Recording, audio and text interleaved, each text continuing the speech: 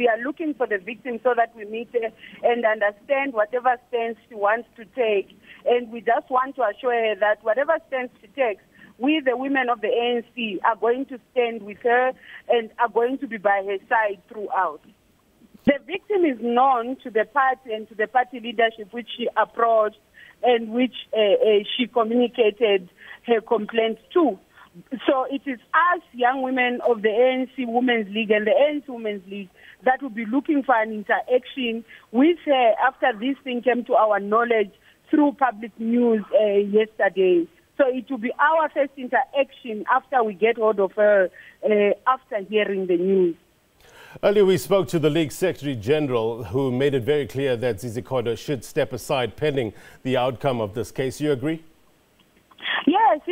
That is the stance of the ANC Women's League. We're saying a man that has been accused of raping and dehumanizing a woman cannot be a voice and a face of communications of the liberation movement and the governing party, which is a leader of society. So we are saying Comrade Zizi must step aside and allow this matter to be looked into, this matter to be resolved, and to allow courts, if the victim approaches them, to preside over the matter. Until such a time, we don't think he's fit to continue to speak for the ANC, which is a non-sexist organization and has a responsibility to protect and look out for women.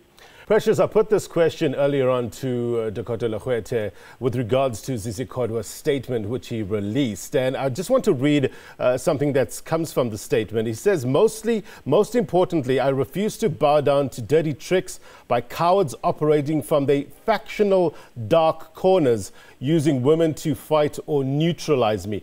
What's your understanding when he says factional dark corners? Because as I mentioned earlier, we've heard this phrase, dark corners, before, isn't it?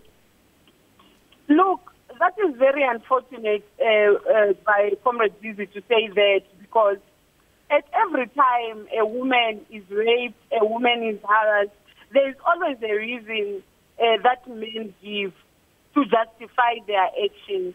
And if we cast doubt on women that speak out, we are discouraging women to speak out, because we want to create a notion that whenever a woman speaks out, then they are not genuine. It's a very sad thing, and rape is not a joking matter. It's not a matter to play with. It's not a matter to use for political grandstanding and whatsoever.